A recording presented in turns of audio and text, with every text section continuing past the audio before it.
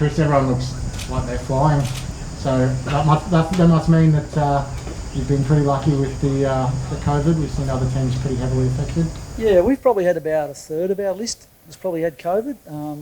Fair majority of those were over the Christmas New Year break, so it didn't really affect the group training. I think we had one missing today and he's due back tomorrow. So yeah, no, relatively our guys that have had it got it at the right time, and probably last Monday was maybe our session where we were biggest hit. I think we might have had 4 or 5 guys not here, but they were back by the middle of the week, so they've timed it well. Some of the other clubs in South East Queensland were saying last week, like the Broncos, the Titans and the Reds, that they had quite large case numbers in the sort of 15s to 25s. They sort of said that it might be a positive to get it early rather than have it affect the season. Is that something that you guys have, if you haven't had a hit now, that you might get the hit later?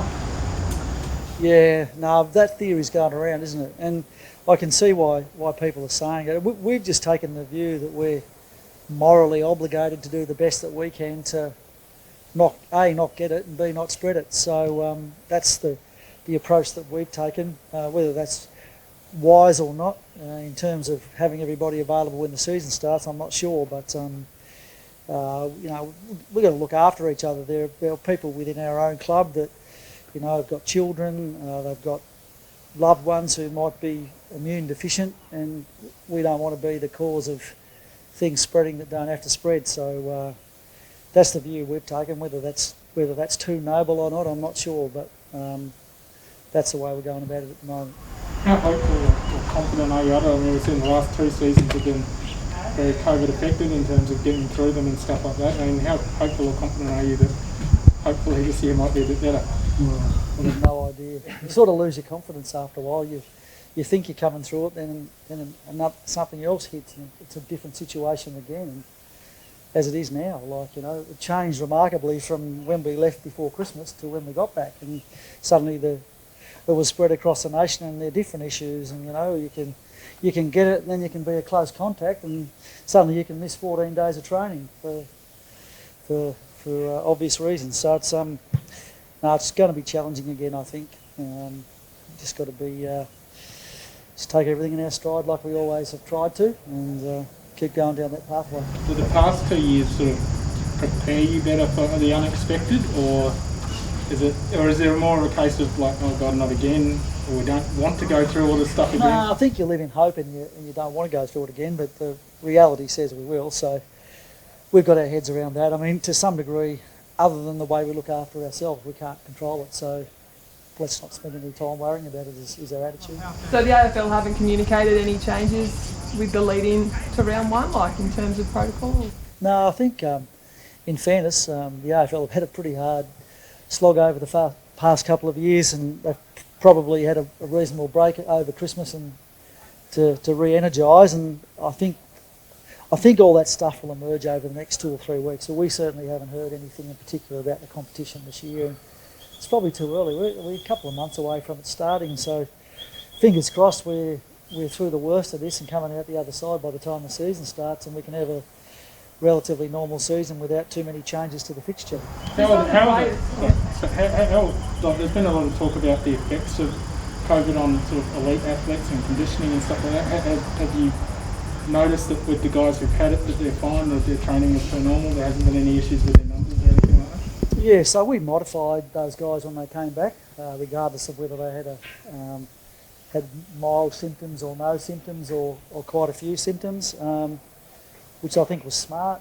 I think overall there's been no long-term issue. A couple of them probably found their breathing a little bit harder last week when they first came back, but outside of that, I think our fitness staff have done a great job just to mould those guys back into training without any ill effects. Is that something you guys are tracking and testing long term? That you brought someone in to do some testing on people and their long term effects or anything like that?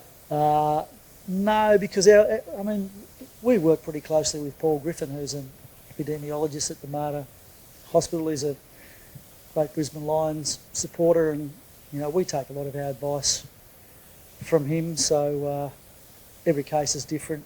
It's hard to pick up patterns, so we'll just follow the basic rules and guidelines and look after our players.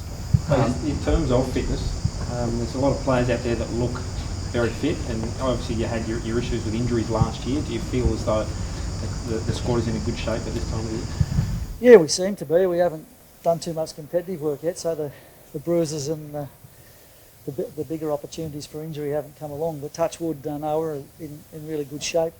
Good numbers on the track. Very few in rehab. I mean, Eric's obviously still there because he's coming back from his knee, but by and large, 95% of the group are in as good a shape as they've ever been, and some are probably in better shape than they've ever been. So, from that's probably just a reflection of attitude and hunger. I always think so. On that score, a week and a half into post-Christmas training, we're travelling all right, but there's a fair way to go. And it maybe all the teams are pretty fit, and there hasn't been much else for the young people to do. They haven't been able to go overseas this year and holiday in any great way, shape or form, so they've probably put a lot more of their energy into training, I think. So it'll be interesting to see if that's the case across the competition, but it's certainly been the case for us. What about just on Eric? We've seen him running around. He looks very strong, very fit for a guy who's just a few months out from ACL. I mean, is there a need there perhaps to try and slow him down a little bit to make sure he's doing everything he needs to do? Or no, I think he's doing everything he's allowed to do. I mean, basically his program's strengthening and running at the moment. He does a little bit of stationary skills. I think that's not aggressive in any way, shape or form. He'd like to do more probably if you would let him. He thinks he's going to be back for the start of the season. He won't be, but he might not be too far in. May, end of May is probably a reasonable time frame for him to get back if he doesn't have any hiccups. And it's been pretty straightforward to this stage with no setbacks. So no, he's doing well, and he's still bringing his enthusiasm even though he can't join in the drills. Chris, how's Cam Arena? Yeah, well, Cam, you wouldn't know he had a knee injury. He's doing everything now. So he was a little bit modified before Christmas. We just didn't want him to do any competitive work or too much change of direction, but now he's doing everything. So, you always look at those guys. I watch them in training, and when they change direction, you sort of close your eyes and have a bit of a look to see if they're okay when they come out. But he looks fine. So fingers crossed has smooth sailing into the season. I just have one more on the COVID. I know you're going to be sick of it, but modified training. It's the only thing we ever talk about now. You know what? I wish they'd stop putting the numbers out. I wish we could just get on with life. But you ask your question because I understand your job. Yeah. The modified training I was intrigued by because, say, player X came back today. How is it? How long is it before they can lift weights or run a certain amount of Ks? What do you? Yeah, look, I think our fitness guys take the view that they can pretty much do everything straight away, but they just talk to them more during the session just to see how they're going, and it's more the harder running stuff that probably is a question mark on them. The gym and stuff like that seems to be no dramas at all. They tend not to get the pulse rate up too much there. It's more muscle fatigue. But yeah, I think it's just common sense approach and understand that they're all a little bit differently affected by it.